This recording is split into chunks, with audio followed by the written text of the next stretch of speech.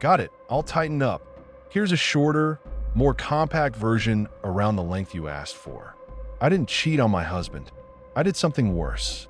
I made sure he'd never have kids and let him blame God. He wanted a big family.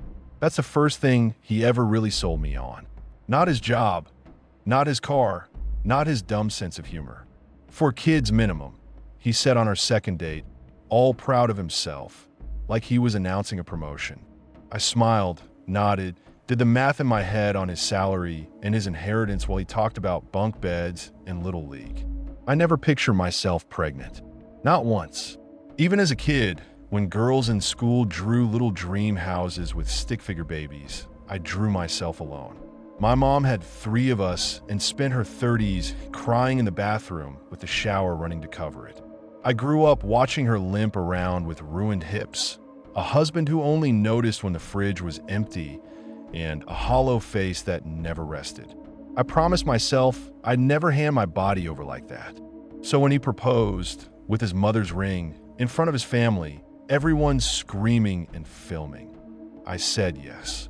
I wanted out of my shitty apartment, out of my overdraft fees, into his world where groceries went on auto pay and vacations got booked without panic. I figured I could handle the family man part later. Later came right after the honeymoon. He turned baby making into a full-time job. A EPS. Shots.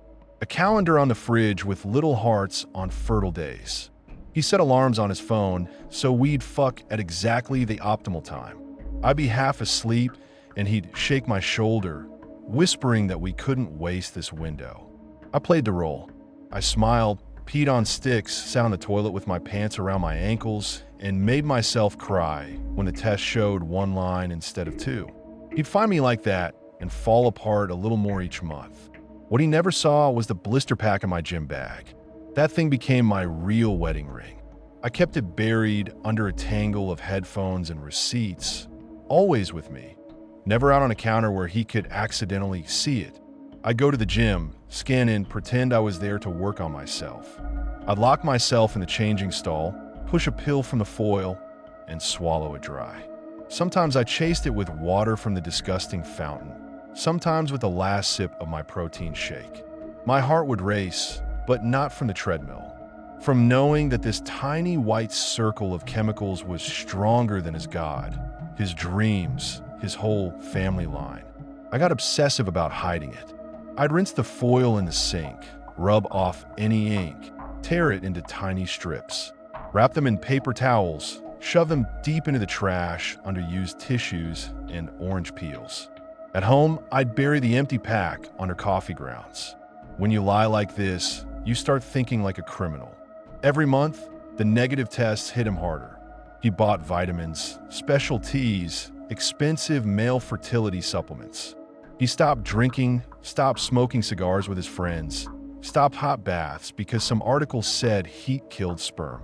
Our apartment filled with bottles and prayer cards. We went to doctors. Waiting rooms filled with couples doing the same fake, hopeful smile. He clutched my hand so hard my knuckles hurt. We're doing everything right, he kept telling the doctors. We're ready. The first batch of tests came back inconclusive. That word gutted him.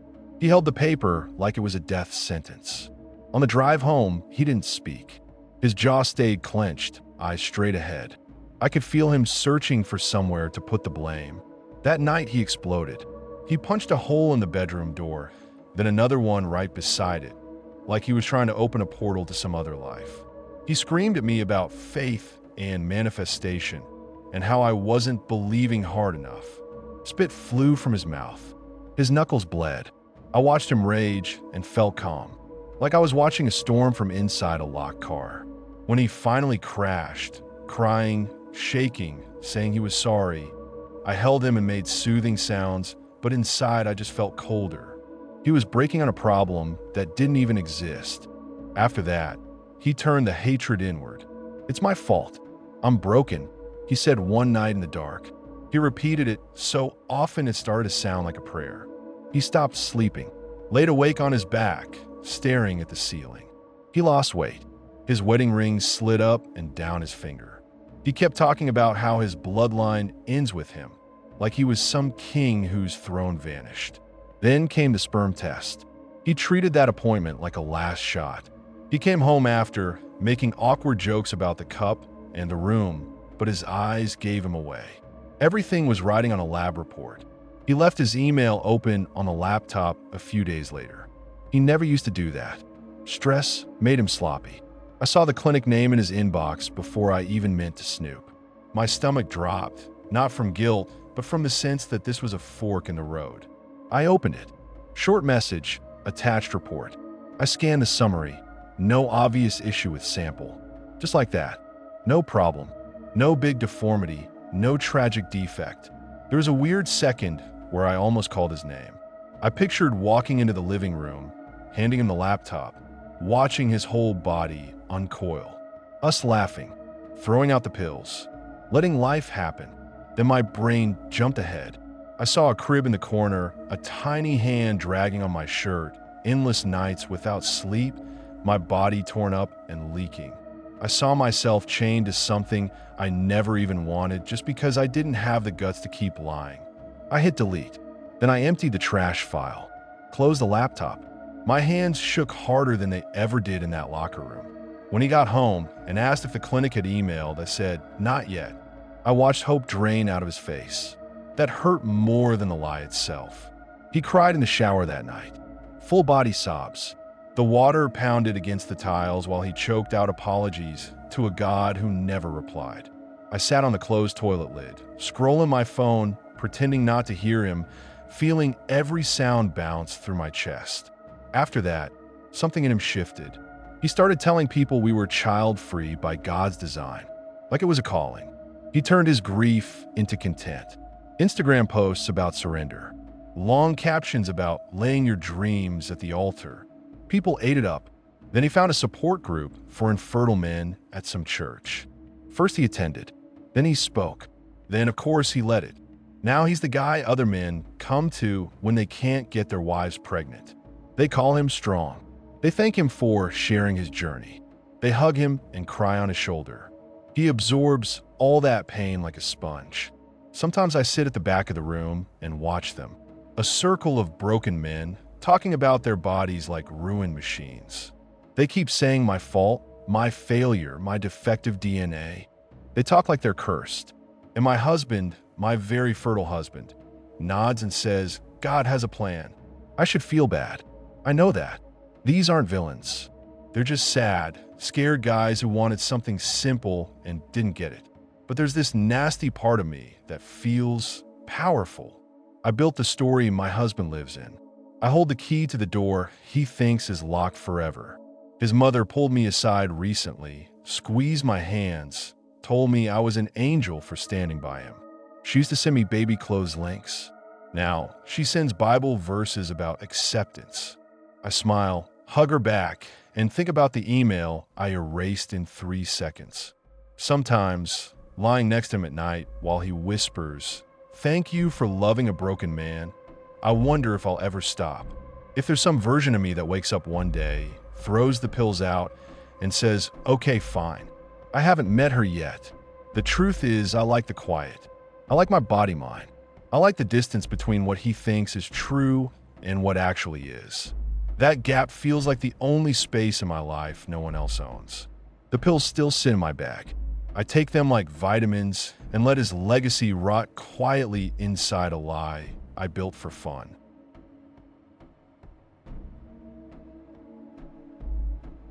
My little cousin thinks he's the one who ruined his life with drugs. It was me who handed him the first clean needle and showed him how not to die, just long enough to keep using. By then, I'd already chewed my own veins to shit. Dealer knew my car, my ringtone, the way I blinked when I lied. I did the whole rehab circuit, folding chairs, weak coffee, posters about hope. I learned how to sound saved. I said one day at a time, like a password. People clapped when I talked about choosing life. Online, I went even harder. I wrote long posts about harm reduction, about naloxone and safe supplies. I told strangers to be gentle with themselves while I still kept a burner in my sock drawer, still answered certain numbers on the first ring. I loved how everyone treated me like proof that it was possible. Liam was the kid everyone bragged about. Good grades, dumb haircut, soft voice. He followed me around when I got clean, asked about meetings, sat in the back of the room once and watched people shake and cry. I thought maybe he'd learned something secondhand and never touched the stuff. Instead, he found the burner. He came into my room holding it like a bomb. "This yours?" he asked, but his face already said yes. I could have snatched it, screamed about privacy, spun some bullshit story. Instead, I just sat down and said, "Yeah." He stared at the floor and asked, "How good is it really? Not how bad, not how dangerous." He wanted the part no one in those pamphlets says out loud. I should have lied. I should have said it feels like swallowing bleach. But my mouth opened and the truth fell out. I told him about the first rush, the hot crawl up your spine, the way your chest loosens like someone finally took their boot off it, how the noise in your head drops, how even the guilt gets fuzzy. I kept saying, "It's not worth it," but every word made his pupils wider. He nodded like he understood, but I saw the decision land. Hunger, right there under the fear. His first time, I was the one who set everything up. That's the part one can't scrub out. I told myself he'd do it without me anyway, that at least I could stop him from hitting an artery or using some dirty rig. It sounded almost noble when I phrased it that way in my head. I laid out the stuff on my desk like tools, not poison. I wrapped the tourniquet around his arm. His skin felt too warm, too alive. I tapped until the vein popped. My hands moved on autopilot. They didn't even shake. He whispered, "You won't let me die, right?" And I said, "No," like it was that simple. He pushed in too fast. For a second, he just stared, like he couldn't tell if anything happened. Then his eyes rolled, his head snapped back, and his lips went this ugly shade that didn't look human. I slapped him, hard, called his name, dug my nails into his shoulders. Time went weird. Then he dragged in a breath like he'd been underwater. Gasped, coughed, wiped drool off his chin. And he laughed. Not a nervous laugh, a real one. This loose, shocked, joyful sound. That laugh hit me harder than any dose. I just nearly killed him, and he looked at me like I'd given him a present. After that, he stopped asking if it was a good idea. He just texted. At first it was, "Hey, can we hang?" Then, "You around?" Then just at 3 a.m. when his legs wouldn't stop crawling. I started stealing from him almost by instinct. I'd spot his stash, take a cut to keep him from overdoing it. That was the justification. I told myself I'd toss what I took. Instead, I hid it. Sometimes I used it. Sometimes I waited until he was shaking and sold half back. He'd hand me sweaty bills with this mix of hatred and gratitude. When he tried to quit, the house turned into a war zone. He'd slam doors, throw up, swear at everyone. Grandma prayed loud on purpose, like yelling at God through the walls. I tried the tough love script on him once, told him he had to choose recovery, like I ever really did. He glared at me, eyes glassy, snot on his upper lip, and said, "You did this to me." Not as a tantrum, as a fact. I didn't answer. I just walked out, shaking. That night he banged on my door, begging, then cursing, then quiet. I lay there listening to him sob through the drywall. Every minute felt like a coin flip. He either lives this hour or he doesn't. I broke first. I always break first. I went around the house, knocked on his window, lifted a little baggie so he could see. His hands shook when he opened the glass. I said, just enough to take the edge off, like I was offering aspirin. The first time he overdosed, I almost let him die in my car. We'd used together in the afternoon. Not even a heavy day. He nodded off hard, but that was normal. Then his breathe changed. Little shallow sips. His head slumped in a way I'd never seen. I called his name once, twice. Nothing. You think you'll act brave. You don't. You panic. You forget every brochure. I stomped the gas and tore through red lights with one hand on the wheel and one hand slapping his chest. His head rolled like a doll's. His mouth hung open. I remember thinking, he's already dead. I'm just driving a corpse around. At the emergency, I hauled him out, yelling for help. Nurses came running, shouting questions. What did he take? How much? They looked at me like a suspect, not family. I saw the cameras over the doors. Big domes, little red lights. I pictured cops later, rewinding footage, zooming in on my face, on his limp body. I pictured Grandma staring at that video. Fear made the choice for me. I dropped him on the wheelchair they shoved at me, muttered, "Please," and then backed away. Someone yelled, "Ma'am," as I ran for the car. Tires squealed. My stomach flipped so hard I thought I'd puke on the steering wheel. I drove aimlessly, phone buzzing, heart hammering, convinced every siren was coming for me. I almost turned back. Twice. I didn't. He survived. Of course he did. The universe never gives you the clean mercy of a straight line. It drags things out. Make sure you choke on them. He went to his first rehab after that. Family therapy, group sessions, all the same shit I'd already sat through. I showed up as the success story. Counselors smiled at me like I was a miracle. Liam called me inspiration, once in front of them, and I almost laughed in his face. He relapsed. Then again. 3 rehabs in total, maybe more coming. He calls me from payphones now, voice echoing, sobbing that he ruined everything, that he broke Grandma's heart, that he poisoned every holiday. He says he doesn't deserve forgiveness. I press the phone so hard to my ear it hurts and tell him, "You're not a bad person," knowing I'm the one who deserves that blame. The family gathers around his disaster like it's a bonfire. They talk about his choices, his demon, his poor brain. They trade stories about finding spoons, about missing money, about ambulances. My own years of using fade in their memory, like an old nightmare that turned into a funny story. These days they look at me and see proof that it works if you work it. They don't see the nights I still feel ghost tourniquets on my arm, or how my heart jumps every time an unknown number calls. They definitely don't see the way I still replay that first time I tied his arm off, every tiny movement like a looped video in my head. At Christmas they tell me, "Thank God you got clean. You're such a good example for him." I hug them with the same hands that taught him how to push the plunger all the way in.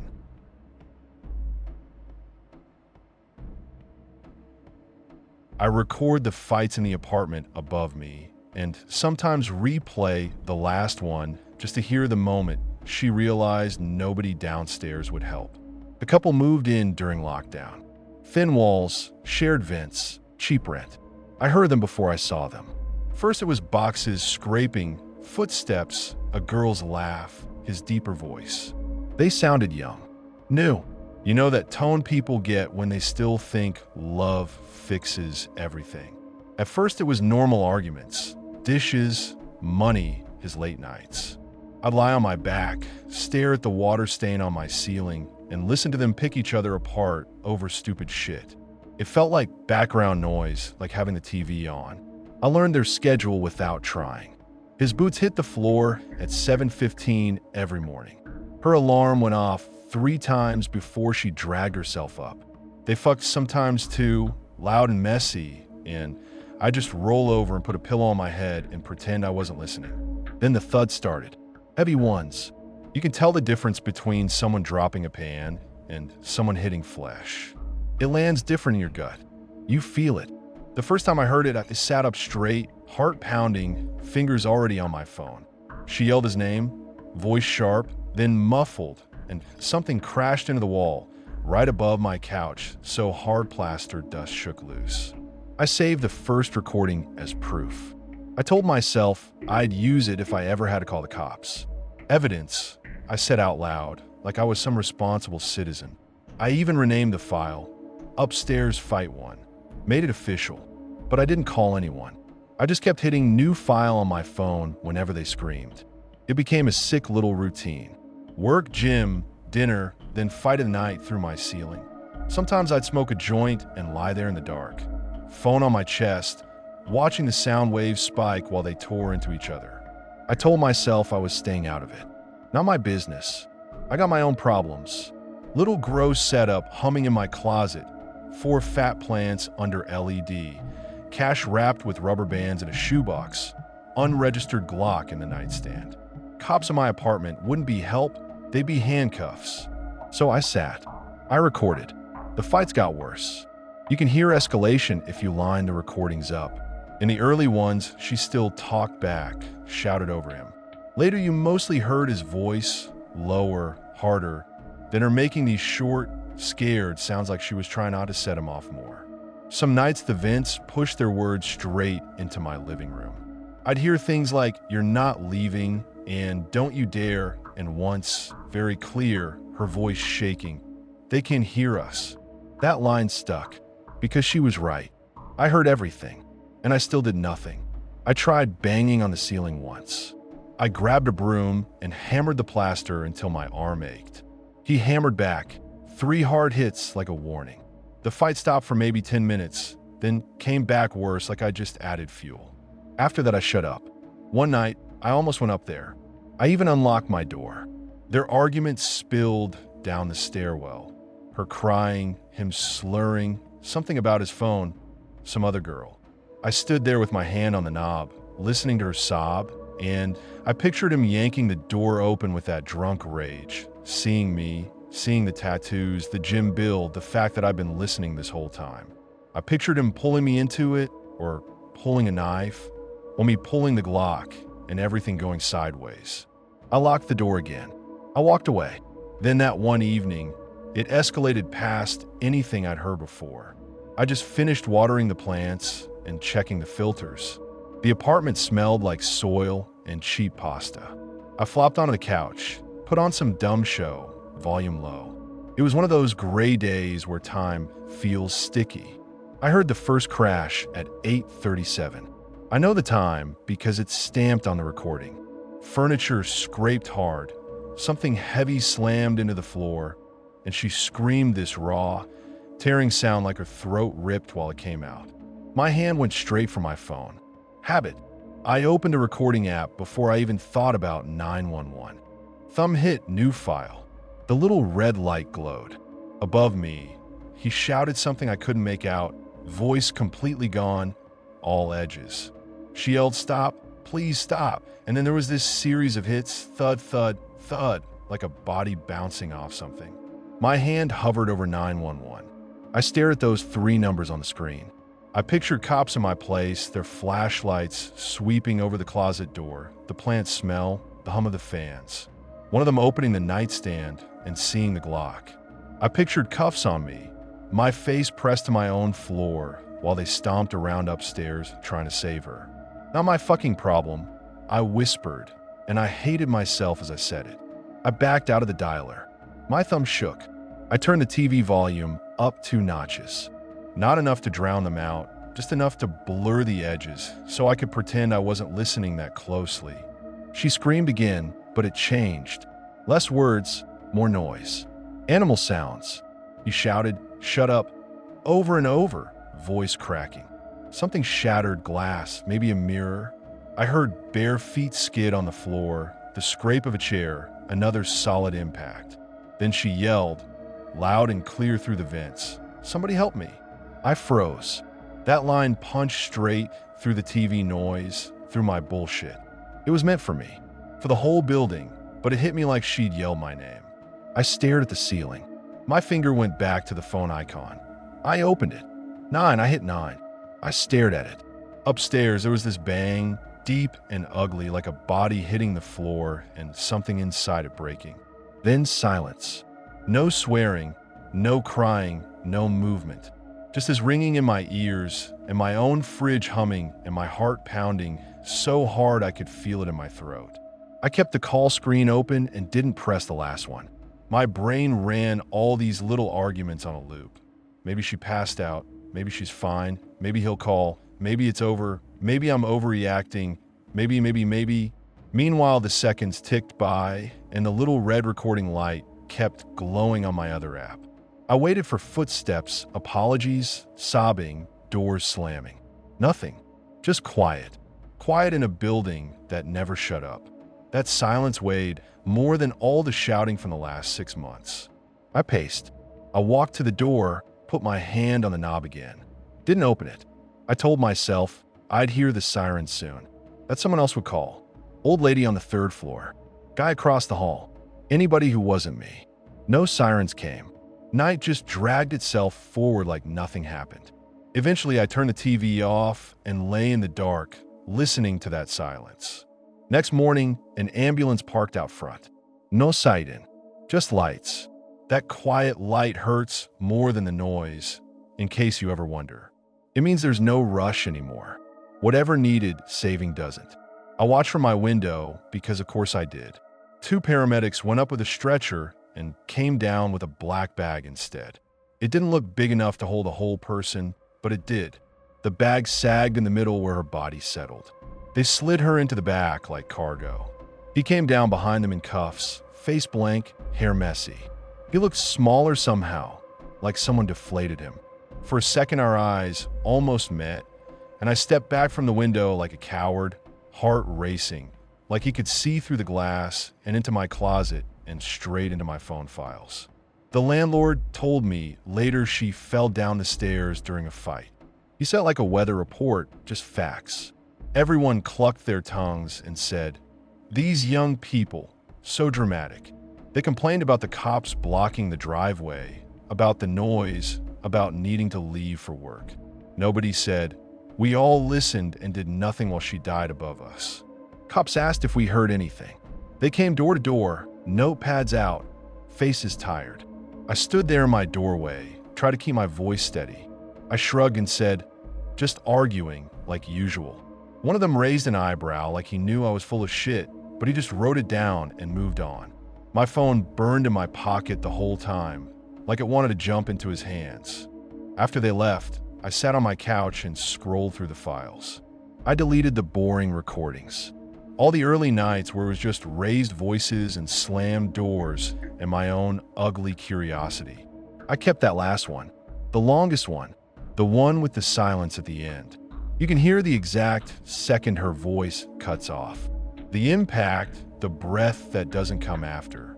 The way the room upstairs goes dead while my TV keeps babbling nonsense in the background and my stupid fridge keeps humming like nothing happened.